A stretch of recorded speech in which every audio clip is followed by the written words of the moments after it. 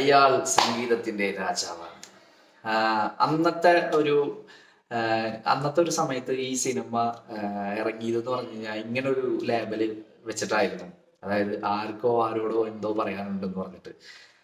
അപ്പോ അതില് ആ ഒരു ഡയലോഗിന് ഉള്ളൊരു ഒരു പ്രാധാന്യം എന്ന് പറഞ്ഞു കഴിഞ്ഞാൽ 24 വർഷങ്ങൾക്ക് ശേഷം ഇപ്പുറം വന്നിട്ടും ആ ഒരു ആർക്കോ എന്തോ ആരോടോ പറയാനുള്ളത് ഈ ഇപ്പോഴത്തെ ജനറേഷനിലുള്ള പിള്ളേരോടാണെന്ന് എനിക്ക് തോന്നിപ്പോകുന്നു ആ സിനിമ കണ്ടപ്പോ. ദേവദൂതനെ പറ്റിയിട്ട് പറയാനാണ് ഞാൻ ഇപ്പോൾ വന്നത്. ഒരുപാട് ആഗ്രഹിച്ചിരുന്നു ഈ ഒരു സിനിമ തിയേറ്ററിൽ തന്നെ കാണണം എന്നുള്ളത്. എന്താ കാരണം വെച്ച് കഴിഞ്ഞാൽ ആ ഒരു ജനറേഷൻ, ആ സമയത്തൊക്കെ നമ്മൾ സിനിമയ്ക്കൊക്കെ പോയിട്ടുണ്ടായിരുന്നതാണ്. പക്ഷെ ആ ഒരു സമയത്ത് എനിക്ക് തിയേറ്ററിൽ ഭയങ്കരമായിട്ട് മിസ്സായി പോയൊരു സിനിമയാണ് അത്. മിസ്സായിരുന്നത് പിന്നീട് യൂട്യൂബിലൊക്കെ കണ്ടപ്പോഴാണ് നമുക്ക് മനസ്സിലായത് നമ്മളത് മിസ്സാക്കി കളഞ്ഞു എന്നുള്ള കാര്യം. അപ്പോ ഇപ്പോ 24 വർഷത്തിന് ശേഷം ഇപ്പൊ ഈ ഒരു റിലീസിലേക്ക് ഒരുങ്ങി വന്നിട്ട് ഇപ്പൊ തിയേറ്ററിൽ കളിച്ചുകൊണ്ടിരിക്കുകയാണ്. വന്നപ്പോഴും ആ ഒരു 24 വർഷങ്ങൾക്ക് മുന്നേ എങ്ങനെയാണോ ആൾക്കാർ ഈ സിനിമയെ സമീപിച്ചത് അതുപോലെയല്ല ഇപ്പൊ ആ തിയേറ്ററിലുള്ള ഒരു ഓളം. ഭയങ്കര തിരക്കായിരുന്നു. ഞാൻ സിനിമ കാണാൻ പോയ രാഗം തിയേറ്ററിൽ ഒടുക്കത്തെ തിരക്കായിരുന്നു. നല്ല ഓൾമോസ്റ്റ് ഫുള്ളായി തിയേറ്റർ. ഒരുപാട് നൊസ്റ്റാൾജിയ എനിക്ക് ഫീൽ ചെയ്തു. കാരണം പണ്ടത്തെ സിനിമകൾ നമ്മൾ കണ്ടിട്ടുണ്ട്. ഒരുപാട് ഫ്രെയിം വർക്കുകൾ, ഓരോ സീനുകളൊക്കെ എടുത്ത് നോക്കുമ്പോൾ തന്നെ നമുക്ക് ഇപ്പോഴത്തെ ഫിലിമായിട്ട് കമ്പയർ ചെയ്യാൻ പാടില്ല. പക്ഷെ കമ്പയർ ചെയ്യുമ്പോൾ തന്നെ നമുക്ക് വ്യത്യാസം നമുക്ക് ഭയങ്കരമായിട്ട് എടുത്ത് കാണിക്കും. പക്ഷെ ഈ ഒരു സിനിമ നമ്മൾ തിയേറ്ററിൽ കാണുമ്പോൾ എനിക്ക് വല്ലാത്തൊരു സന്തോഷം തോന്നി, വല്ലാത്തൊരു മനസ്സിനൊരു തൃപ്തി തോന്നി. ഒരു എന്താ പറഞ്ഞറിയിക്കാൻ വല്ലാത്തൊരു അനുഭവം തന്നെയായിരുന്നു തിയേറ്ററിൽ. ആ ഒരു ഫസ്റ്റത്തെ ആ ഒരു സോങ്, നമ്മുടെ വിദ്യാസാഗർജിയുടെ ഒരു മ്യൂസിക്കൽ സിംഫണിയോട് കൂടിയിട്ടുള്ള ഒരു തുടക്കം, ആ ഒരു സോങ് കണ്ടാൽ തന്നെ മാത്രം മതി നമുക്ക് നമ്മൾ കൊടുത്ത പൈസ മുതലാവാൻ വേണ്ടിയിട്ട്. അപ്പൊ എനിക്ക് ഇത് കൊണ്ടപ്പോണ്ടല്ലോ എനിക്ക് ഭയങ്കര ആ സോങ് തുടങ്ങിയപ്പോൾ ഒരു രോമാഞ്ചായിരുന്നു ഭയങ്കരമായിട്ട്. അത് ലാലേട്ടന്റെ ഒരു സ്ക്രീൻ പ്രസൻസ് കൂടി അതിനകത്ത് ഇൻക്ലൂഡഡ് ആണ്. എന്നിരുന്നാലും ലാലേട്ടനെക്കാട്ടും എനിക്ക് ആ സിനിമയുടെ ആ സോങ്ങിനോട് എനിക്ക് വല്ലാത്തൊരു ഇഷ്ടമാണ് എനിക്ക്. അത് ആ സോങ് ഞാൻ എന്നു മുതലാണോ കേൾക്കാൻ തുടങ്ങി അന്ന് തൊട്ട് ഞാൻ ആ സോങ്ങിനെ സ്നേഹിച്ചു തുടങ്ങിയിട്ടുള്ളതാണ്. അപ്പോൾ അത്തരത്തില് ആ സോങ്ങും പലരും ഇഷ്ടപ്പെടുന്ന ഒരു സോങ്ങാണ്. ഈ ഇഷ്ടപ്പെടുന്ന ആർക്കായാലും ഇത് തിയേറ്ററിൽ ഡോൾബിയിൽ കേൾക്കുമ്പോൾ ഒരു സുഖം, അത് പറഞ്ഞറിയിക്കാൻ പറ്റാത്ത അത്രയും വലിയൊരു സുഖം തന്നെയായിരുന്നു. ശരിക്കും പറഞ്ഞാൽ ചില ആ പാട്ട് ഇങ്ങനെ കഴിയല്ലേ ഇങ്ങനെ വിചാരിച്ചു അതേപോലെയാണ് ആ സോങ് കേൾക്കുമ്പോൾ തന്നെ. അത് കഴിയാണ്ടിരുന്നെങ്കിൽ അത് ഉടനീളം ഒരു 2-3 പ്രാവശ്യം ഇങ്ങനെ ഒരു 2-3 പ്രാവശ്യം ആ സോങ് ഒന്നുകൂടി റിപ്പീറ്റ് അടിച്ചിട്ട് ഇട്ടിരുന്നെങ്കിൽ എന്ന് വിചാരിച്ചു പോയി.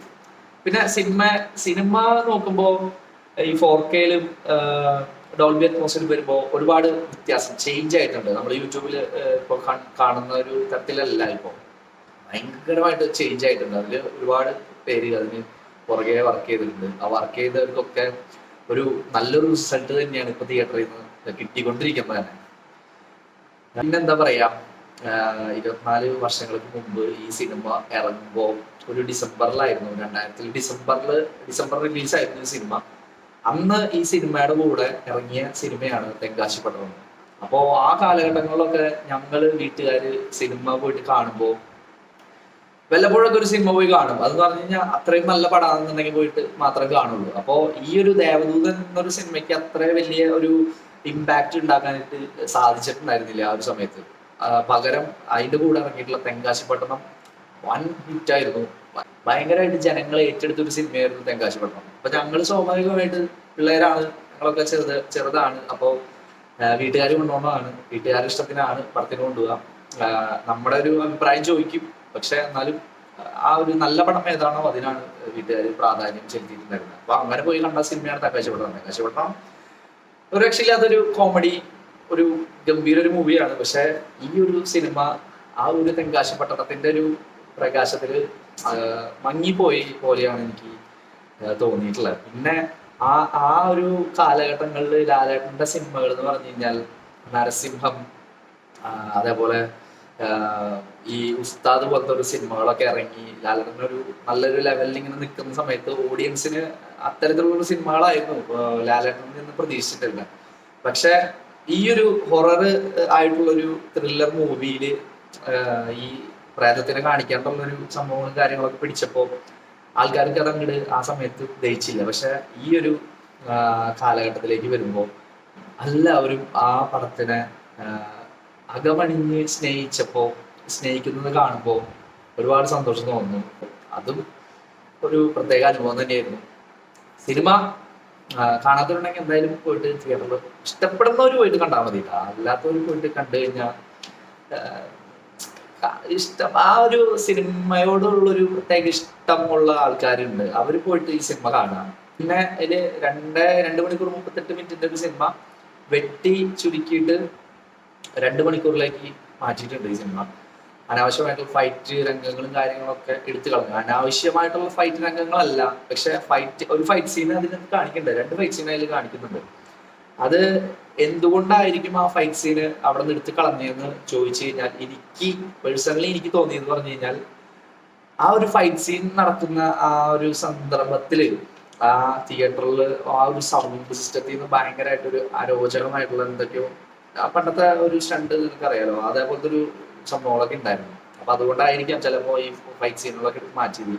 പിന്നെ എനിക്ക് ഏറ്റവും കൂടുതൽ മിസ്സായത് ഈ സിനിമയില് നമ്മുടെ ജഗതി ചേട്ടന്റെ ഒരു പ്രസൻസ് ആണ്. ആളുടെ അത് എനിക്ക് ഭയങ്കരമായിട്ട് നെഗറ്റീവ് അടിച്ചു പോയി. ആ ജഗതി ചേട്ടനും കൂടി കാണിക്കേണ്ടതായിരുന്നു, എന്തുകൊണ്ട് കാണിച്ചില്ല? ആളുടെ ഭാഗങ്ങൾ ഫുള്ളായിട്ട് റിമൂവ് ചെയ്ത് കളഞ്ഞത് എന്തുകൊണ്ടാണെന്ന് മനസ്സിലാവുന്നില്ല. ആ ജഗതി ചേട്ടന്റെ സ്റ്റീവ് വാച്ചൻ എന്ന് പറഞ്ഞൊരു ക്യാരക്ടർ, അത് തികച്ചും ഒരു കോമഡി ആയിട്ടുള്ള ഒരു സംഭവങ്ങളാണ്. അത് തിയേറ്ററിൽ നിന്ന് മിസ്സായി പോയി. എന്നിരുന്നാലും പടം ഞാൻ ഒരുപാട് ആസ്വദിച്ചു. ആ തിയേറ്ററിലുള്ളൊരു വിഷ്വല് ഞാനിവിടെ ഇതിൻ്റെ കൂടെ പ്ലേ ചെയ്യാം. പക്ഷെ അതൊരു പാട്ടുണ്ട് അതിനകത്ത്, അതുകൊണ്ട് കോപ്പിറൈറ്റ് അടിക്കാനുള്ള സാധ്യത ഉള്ളതുകൊണ്ടും ഞാനതിൻ്റെ ചെറിയൊരു ആ തിരക്ക് കാര്യങ്ങളും ഞാൻ കാണിക്കാൻ വേണ്ടിയിട്ടാണ് ആ വീഡിയോ ഇടുന്നത്. അപ്പോൾ നിങ്ങൾ ജസ്റ്റ് ഒന്ന് കണ്ടു നോക്ക്. അപ്പോൾ ഇത്രയൊക്കെ ഉള്ളൂ ദേവദൂതനെ പറ്റിയിട്ടുള്ള ഒരു വീഡിയോ. എന്തായാലും എനിക്ക് ഒരുപാട് ഇഷ്ടപ്പെട്ടു, മനസ്സ് നിറഞ്ഞു. ദേവദൂതൻ സിനിമ കണ്ടപ്പോൾ ഞാനൊന്നുകൂടി ചെറുപ്പമായ പോലെ എന്ന് തോന്നിപ്പോയി. അപ്പോൾ എല്ലാവരും തിയേറ്ററിൽ പോയി കാണാൻ ശ്രമിക്കുക. ഇഷ്ടപ്പെടുന്നവർ വിദ്യാസാഗറിന്റെ മ്യൂസിക്, പൂവേ പൂവേ പാലപ്പൂവേ എന്നൊരു സോങ്ങും, കരളേൻ കൈപിടിച്ചാൽ കടലോളം വെണ്ണിലാവ് എന്നൊരു സോങ്ങും, പിന്നെ ഇതര മഹാനുഭാവൊരു ആ സോങ്ങും, അതൊക്കെ തിയേറ്ററിൽ കിട്ടിയൊരു ഒരു സംഗതി ഉണ്ട്. അത് ഗംഭീരം തന്നെ. അപ്പോൾ എല്ലാവരും തിയേറ്ററിൽ പോയിട്ട് കാണണമെന്ന് ഞാൻ പറയില്ല, വേണമെങ്കിൽ ഇഷ്ടമുള്ളവർക്ക് പോയി കാണാം. അപ്പോൾ ഓക്കെ, ഇത്രയൊക്കെ തന്നെയാണ് വീഡിയോ. അപ്പോൾ അടുത്ത വീഡിയോ കാണാം. Tata bye bye.